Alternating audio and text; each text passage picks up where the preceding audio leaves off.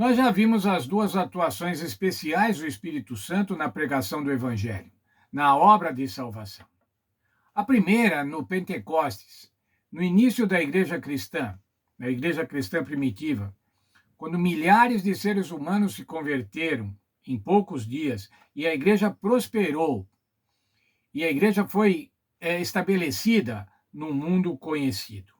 Esse acontecimento é representado pela chuva temporã. As primeiras chuvas, as chuvas do período de plantio, do período de preparo do solo e de plantio. Aquelas necessárias, as chuvas necessárias para umedecer o solo, permitindo assim o plantio, a aragem e o plantio. A segunda chuva, ou as últimas chuvas, ocorriam na época da colheita, no amadurecimento dos frutos, que então eram colhidos. Essa chuva era denominada chuva serôdia.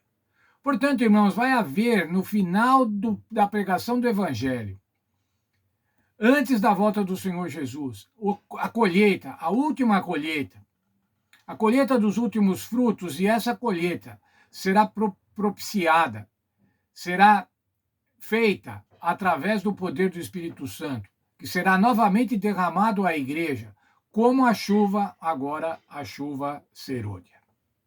Qual será, então, a atuação do Espírito Santo na obra final da salvação? Como será a colheita dos frutos maduros, das últimas conversões? Vejam, por favor, o texto de Apocalipse 18, dos versos 1 a 4. Eu vou ler, depois vamos comentar. Depois dessas coisas, vi descer do céu outro anjo, que tinha grande autoridade, e a terra se iluminou com a sua glória. Então exclamou com potente voz, dizendo: Caiu, caiu a grande Babilônia, que se tornou morada de demônios, covil de toda espécie de espírito imundo, e esconderijo de todo gênero de ave imunda e detestável. Pois todas as nações têm bebido do vinho do furor da sua prostituição. Com ela se prostituíram os reis da terra, também os mercadores da terra se enriqueceram à custa da sua luxúria.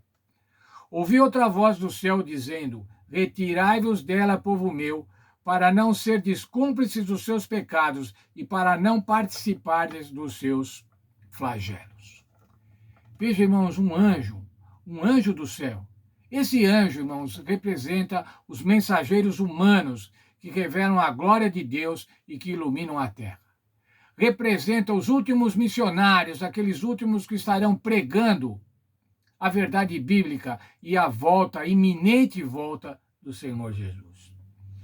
O que eles vão pregar? Que caiu Babilônia, a queda da igreja apóstata, que se tornava morada de demônios. Isso quer dizer blasfêmias, heresias, uma prostituição doutrinária. É a denúncia final da igreja apóstata.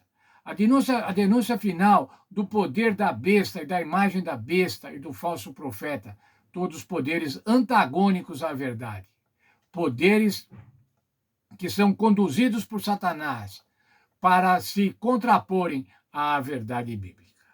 Mas ainda há agora um chamado missionário, um chamado para a salvação. Retirai-vos dela, povo meu, para não seres cúmplices dos seus pecados e para não participares dos seus flagelos.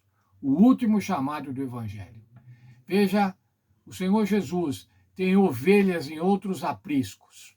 Há muitos servos do Senhor Jesus, muitos que não estão na igreja remanescente, mas que vão compor esses que estarão recebendo o Senhor Jesus, saindo dos apriscos mentirosos e indo para o aprisco do Senhor Jesus. Veja o texto de Abacuque: pois a terra se encherá do conhecimento da glória do Senhor, como as águas cobrem o mar.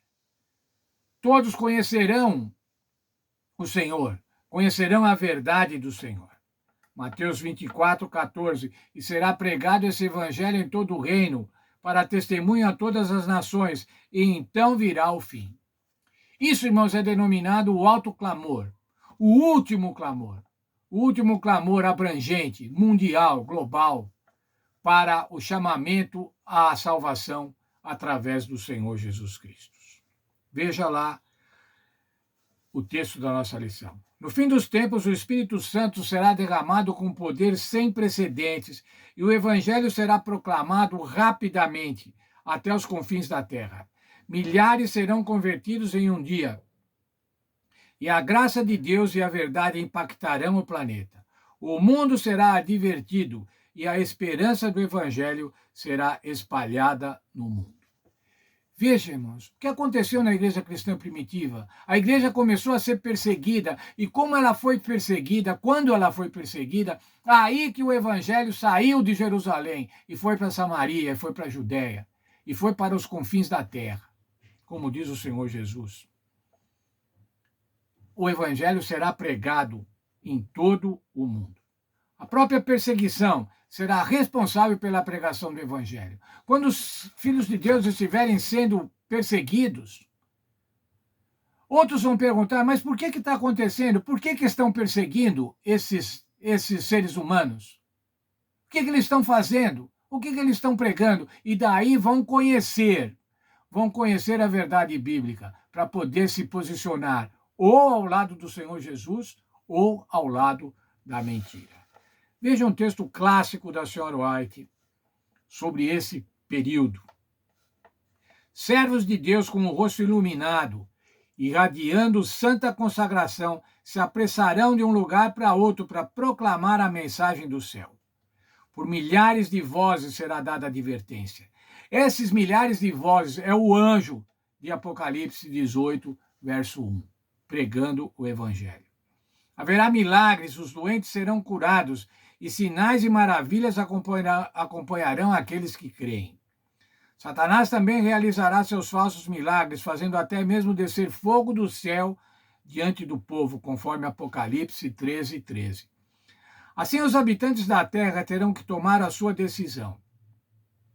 A mensagem será levada avante, não tanto por argumentos, quanto pela profunda convicção do Espírito de Deus. Os argumentos foram apresentados, a semente foi semeada, agora germinará e frutificará. Veja, chuva serôdia, derramamento final do Espírito Santo. Quem são esses servos, irmãos? Quem são esses servos que vão pregar esse evangelho? O evangelho eterno, mas que vão pregar o juízo, vão pregar o Senhor Deus como Criador, vão pregar a iminente volta do Senhor Jesus. Esses servos se constituem na igreja remanescente. A nós, irmãos, cabe essa função. Nós é que devemos pregar. Não são outros, somos nós que fomos beneficiados, fomos privilegiados em conhecer a verdade e em aceitar a verdade. Nós devemos fazer parte desse alto clamor.